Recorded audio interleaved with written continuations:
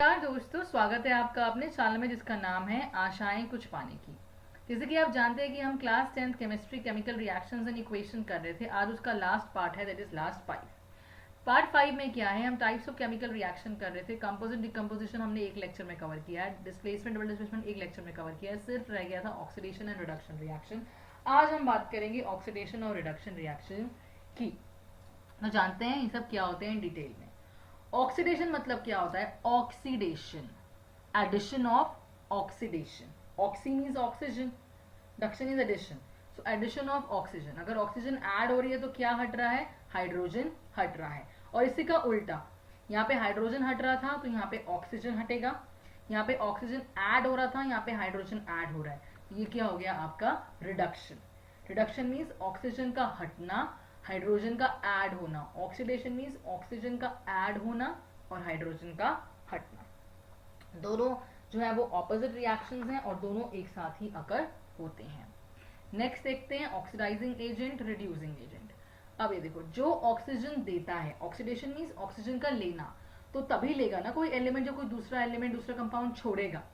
कोई और element oxygen तभी लेगा अपनी बाउंड्री में, अपने घर में, जब दूसरे वाला कंपाउंड ऑक्सीजन को अपने घर से रफा दफा करेगा। तो वही है यहाँ पे। तो जो रफा दफा करता है, जो ऑक्सीजन को देता है ताकि ऑक्सीडेशन हो सके, ताकि कोई और ऑक्सीजन अपने पास ले सके, उस सब्सटेंस को हम कहते हैं ऑक्सीडाइजिंग एजेंट। ऑक्सीडाइजिंग एजेंट, ठीक है। रिड्यूसिंग एजेंट क्या होता है? जो आपका हाइड्रोजन देता है, जो आपका हाइड्रोजन देता है उसे हम कहते हैं रिड्यूसिंग एजेंट। जस्ट उसका उल्टा। ऑक्सीडेशन और रिडक्शन रिएक्शन दोनों को हम क्या कहते हैं? Redox reaction. क्या कहते हैं? Redox reaction. क्योंकि रिडॉक्स अगर आप देखो दो शब्दों से बना है, आरईडी और ओएक्स। रेड मतलब की रिडक्शन, ऑक्स मतलब की ऑक्सीडेशन। एग्जाम्पल समझते हैं कैसे ये दोनों अकर हो रहे हैं एक साथ एक रिएक्शन में। कॉपर ऑक्साइड है, कॉपर ऑक्साइड को हमने हीट कर दिया हाइड्रोजन के साथ, तो क्या बन गया? कॉपर और वाटर। आप ध्यान से देखिए, कॉपर ऑक्साइड आपका एक कंपाउंड था जिसने ऑक्सीजन को दिया, जिसने ऑक्सीजन को दिया ताकि वो हाइड्रोजन के साथ ऐड होके क्या बना ले? वाटर। क्या बना ले? वाटर। तो यहाँ पे किसने दिया है? यहाँ पे कॉपर ऑक्साइड दे रहा है। और जो देता है, और जो देता है उसे हम क्या कहते हैं? उसे हम कहते हैं ऑक्सीडाइजिंग एजेंट। क्या कहते हैं हम? Oxidising agent. तो यहाँ ध्यान से देखो कि कॉपर ऑक्साइड मुझे कॉपर दे रहा है, कॉपर ऑक्साइड मुझे कॉपर दे रहा है, मतलब ये क्या कर रहा है? ये ऑक्सीजन को हटा रहा है। ऑक्सीजन को हटाने को क्या बोलते हैं? रिडक्शन। तो कॉपर ऑक्साइड क्या हुआ? रिड्यूस्ड हो गया कॉपर में। हाइड्रोजन क्या है? ऑक्सीजन को ले रहा है, तो एडिशन हो रहा है, तो मतलब कि ऑक्सीडाइज हो रहा है, तो यहाँ पे क्या हुआ? ऑक्सीडेशन। तो कॉपर ऑक्साइड बेसिकली क्या हुआ? ऑक्सीडाइज्ड हुआ, ठीक है। और ये क्या बना? ये रिड्यूस्ड हुआ। सॉरी, कॉपर ऑक्साइड ऑक्सीजन दे रहा है तो ये रिड्यूस्ड हुआ। दो चीजें हो रही है कि ये रिड्यूस्ड भी हो रहा है और ये क्या बन रहा है? Oxidising agent. जबकि हाइड्रोजन जो है वो ले रहा है, मतलब वो ऑक्सीडाइज्ड हो रहा है, ऑक्सीडाइज्ड हो रहा है। और ये क्या बन रहा है? Reducing agent. क्या बन रहा है? Reducing agent. तो देखो दोनों चीजें एक साथ हो रही हैं। कॉपर ऑक्साइड ने ऑक्सीजन को रिमूव किया तो वो रिडक्शन कहलाया, हाइड्रोजन ने ऑक्सीजन को लिया तो वो ऑक्सीडेशन कहलाया। तभी तो इसे हम कहते हैं रिडॉक्स रिएक्शन, बिकॉज एक ही रिएक्शन में ऑक्सीडेशन और रिडक्शन दोनों हो रही हैं। एक ऑक्सीजन को हटा रहा है, दूसरा ऑक्सीजन ले रहा है, मतलब रिडक्शन और ऑक्सीडेशन पैरेलली चल रही है। समराइज करें तो कौन सब्सटेंस ऑक्सीडाइज्ड हो रहा है? कौन सा ले रहा है? हाइड्रोजन ले रहा है तो वो ऑक्सीडाइज्ड हो गया, वो ऑक्सीडाइज्ड हो गया तो वो रिड्यूसिंग एजेंट कहलाया गया। कि मैंने क्या कहा था कि जो लेता है वो रिड्यूसिंग एजेंट कहलाया जाता है। अब कॉपर ऑक्साइड दे रहा है ऑक्सीजन, तो वो क्या हुआ? वो मेरा रिड्यूस्ड हो गया। लेकिन क्योंकि वो दे रहा है इसलिए वो क्या कहलाया गया? Oxidising agent. ठीक है, it's vice versa case. Simple. आगे चले, आगे नेक्स्ट एग्जांपल पे चलते हैं। कॉपर है, कॉपर को मैंने हीट किया एयर में, मतलब ऑक्सीजन के साथ वो रिएक्ट हुआ, क्या बन गया? Copper oxide. यहाँ पे भी क्या हो रहा है? यहाँ पे भी यही हो रहा है कि कॉपर जो है वो ऑक्सीजन को ले रहा है। यहाँ केस उल्टा हो गया, वहां क्या था? कॉपर ऑक्साइड ऑक्सीजन को दे रहा था, यहाँ पे कॉपर ऑक्सीजन को ले रहा है, तो मतलब कॉपर क्या हो गया? कॉपर मेरा ऑक्सीडाइज्ड बन गया, ठीक है, क्योंकि वो ले रहा है तो वो रिड्यूसिंग एजेंट बन गया। अब ऑक्सीजन क्या कर रहा है? ऑक्सीजन एक मेटल के साथ रिएक्ट कर रहा है, तो वो क्या हो गया? रिड्यूस्ड हो गया, वो रिड्यूस्ड हो गया। और वो ऑक्सीजन दे रहा है ताकि कॉपर के साथ वो रिएक्ट कॉपर ऑक्साइड बना ले, तो वो क्या बन गया? Oxidising agent. तो देखो कॉपर मेरा ऑक्सीडाइज्ड हो गया टू कॉपर ऑक्साइड, ऑक्सीजन मेरा रिड्यूस्ड हो गया बिकॉज एडिशन ऑफ मेटल है, ठीक है। तो दोनों रिएक्शंस पैरेलली यहाँ पे भी कंडक्ट हो रहे हैं। तो सब्सटेंस ऑक्सीडाइज क्या हुआ, कॉपर, क्योंकि उसने ऑक्सीजन को लिया, क्योंकि उसने लिया इसलिए वो बन गया रिड्यूसिंग एजेंट। ऑक्सीजन मेटल के साथ रिएक्ट कर रहा है, एक अपना ऑक्सीजन मतलब वो किसी और के साथ रिएक्ट करवा रहा है, दे रहा है, इन शॉर्ट हेल्प कर रहा है, शेयर कर रहा है, तो वो क्या हो गया, रिड्यूस्ड। क्योंकि वो दे रहा है तो वो क्या बन गया, ऑक्सीडाइजिंग एजेंट। क्या बन गया मेरा, एक ऑक्सीडाइजिंग एजेंट। ठीक है, अब हम एक लेबोरेटरी एक्सपेरिमेंट से करते हैं किस तरह से ऑक्सीडेशन होती है कॉपर की टू फॉर्म कॉपर ऑक्साइड। कुछ भी नहीं किया है, इसमें हमने क्या किया है, एक 1 ग्राम ऑफ कॉपर पाउडर है, ठीक है, वो हमने एक चाइना डिश के अंदर ले लिया, ठीक है। हमने क्या किया, इस बर्नर के ऊपर स्ट्रांगली इस कॉपर पाउडर चाइना डिश में उसको हीट किया। हीट करने के बाद क्या हुआ, एक ब्लैक सब्सटेंस बन जाएगा। क्या बन जाएगा, एक ब्लैक कलर का सब्सटेंस। और वो ब्लैक सब्सटेंस जो होता है वो कुछ नहीं होता, वो जस्ट क्या होता है, आपका कॉपर ऑक्साइड। क्या होता है, कॉपर ऑक्साइड। सिमिलर एग्जाम्पल आप देखते हो जब मैग्नीशियम रिबन को हम बर्न करते हैं, आपने पहले बहुत सारे लेक्चर में एग्जाम्पल दे चुकी हूँ, डायमेट्रिक के लिए भी एक्सप्लेन कर चुकी हूँ।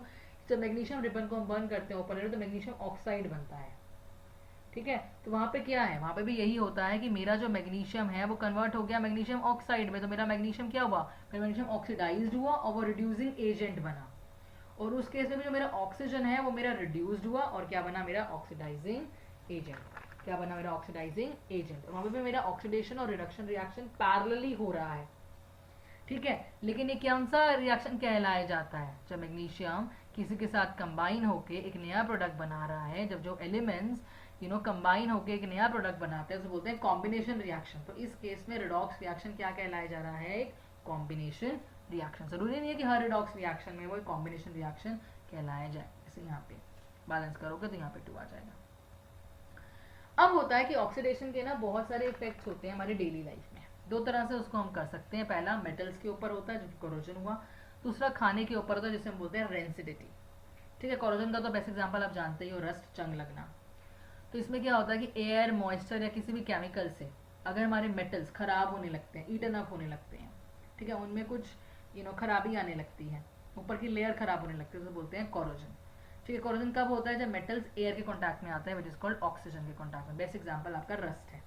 जैसे आयरन आपके ऑक्सीजन के कांटेक्ट में आता है, वाटर के कांटेक्ट में होता है, तो वो हाइड्रेटेड आयरन 3 ऑक्साइड बना लेता है, which is nothing but a rust, nothing but a rust. यहाँ पे जो नंबर ऑफ मॉलिक्यूल्स हैं आपके जो वाटर के, वो फिक्स नहीं होते, वो कीप ऑन चेंज होते रहते हैं।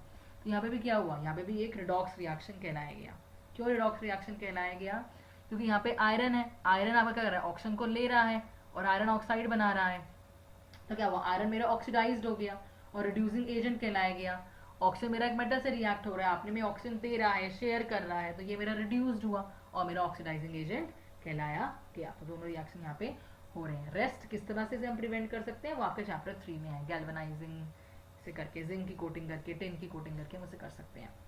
सेकेंड टॉपिक है आपका जो है, जो लास्ट टॉपिक है इस लेक्चर का, विच इज रेंसिडिटी। रेंसिडिटी कब होता है, जब आपकी ऑक्सीडेशन मेटल पे ना होकर आपके खानों पे होती है, आपके खाने पे होती है।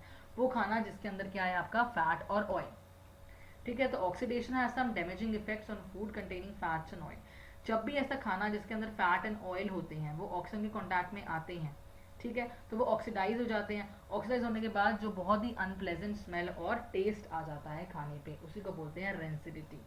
रेंसिडिटी क्या करती है, स्पॉइल कर देती है उस खाने को जो किससे बना है, फैट और ऑयल से, ठीक है।